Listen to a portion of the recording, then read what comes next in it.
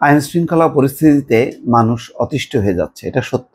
আবার যেই ঘটনা ঘটছে সেটাও আবার গ্রহণযোগ্য না। আমি কয়েকদিন থেকে বলছিলাম যে সামাজিক প্রতিরোধ গড়ে তুলতে হবে, আইন শৃঙ্খলা রক্ষাকারী বাহিনীকে সহযোগিতা করতে হবে। তার অর্থ এই নয় যে কেউ ছিনতাইকারী বা হাইজ্যাকার বা চোর হোক, ডাকাত হোক, তাকে সন্দেহ করে পিটায় মেরে ফেলতে হবে। নো, কোনোভাবেই এটা গ্রহণযোগ্য না। কিন্তু দর্শক, দুঃখজনক হলেও সত্য যে এখন সেই ঘটনা ঘটছে, যেটাকে আবার সমর্থন করা যায় না। আমি বলছিলাম যে আইন শৃঙ্খলা রক্ষাকারী বাহিনী স্পট প্রতিরোধ করবে। কাদেরকে? যাদের হাতে বেআইনি অস্ত্র থাকবে তাদেরকে, এবং তারা একেবারেই দুষ্কৃতকারী হইতে হবে, দুর্বৃত্ত হইতে হবে। হাসিনার মতো রাজনৈতিক প্রতিদ্বন্দ্বীদেরকে মোকাবেলা করা না, বা তাদের উপর হামলা করা না। এখানে একেবারেই মানুষের জীবনের নিরাপত্তার জন্য, আইন শৃঙ্খলা রক্ষা করার জন্য দুর্বৃত্তদেরকে প্রতিরোধ করতে হবে।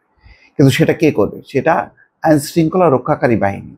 জনগণকে কি করতে হবে? জনগণকে সহযোগিতা করতে হবে।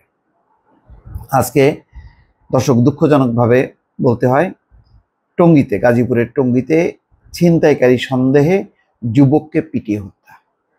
এটা খুবই দুর্ভাগ্য একটি ঘটনা দর্শক। গাজীপুরের টঙ্গীতে ছিনতাইকারী সন্দেহে পিটুনিতে এক যুবকের মৃত্যু হয়েছে। মঙ্গলবার রাত 10টার দিকে টঙ্গীর স্টেশন রোড এলাকায় ঢাকা ময়মনসিংহ মহাসড়কে এই ঘটনা ঘটে। প্রাথমিকভাবে নিহত ওই যুবকের নাম ঠিকানা জানতে পারেনি পুলিশ ও স্থানীয় সূত্র বলছে, মঙ্গলবার রাত 8:30টার দিকে স্টেশন রোড এলাকায় এক পথচারীর মুঠোফোন ছিনিয়ে নেওয়ার চেষ্টা করছিলেন ওই যুবক। এ সময় স্থানীয় কয়েক ব্যক্তি তাকে ধরে ফেলেন।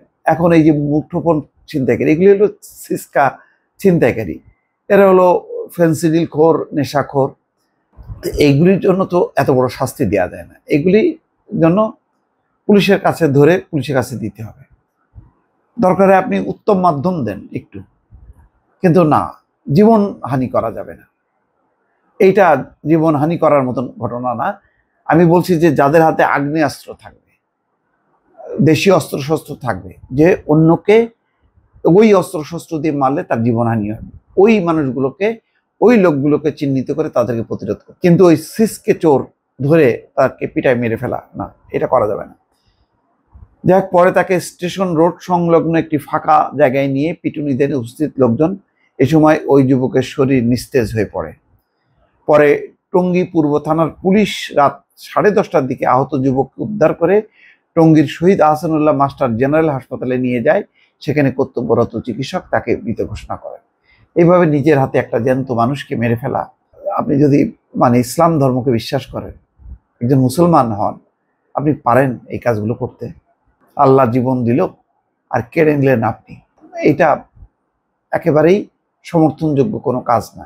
টঙ্গী পূর্ব থানার উপপরিদর্শক মোহাম্মদ এহতেশাম জানান, খবর পেয়ে রাত 10টার দিকে ঘটনাস্থল থেকে ওই যুবককে উদ্ধার করে হাসপাতালে নিয়ে আসেন। তখন কর্তব্যরত চিকিৎসক তাকে মৃত ঘোষণা করেন। মূলত ছিনতাইয়ের অভিযোগে স্থানীয় লোকজন তাকে পিটুনি দিয়েছেন, তবে এখনো তার পরিচয় নিশ্চিত হওয়া যায়নি। এই ব্যাপারে আইনি প্রক্রিয়া চলমান। দর্শক, খেয়াল রাখেন, এখন কিন্তু আইন শৃঙ্খলা রক্ষার জন্য ব্যাপক টহল চলছে, ব্যাপক অভিযান চলছে, এবং তার লক্ষ্য দুষ্কৃতিকারীদের, ছিনতাইকারী অপরাধীদেরকে ধরা। এখানে কোনো রাজনৈতিক দলের বিরুদ্ধে অভিযান চলছে না। এই কাজে মানুষের সহযোগিতা করার দরকার।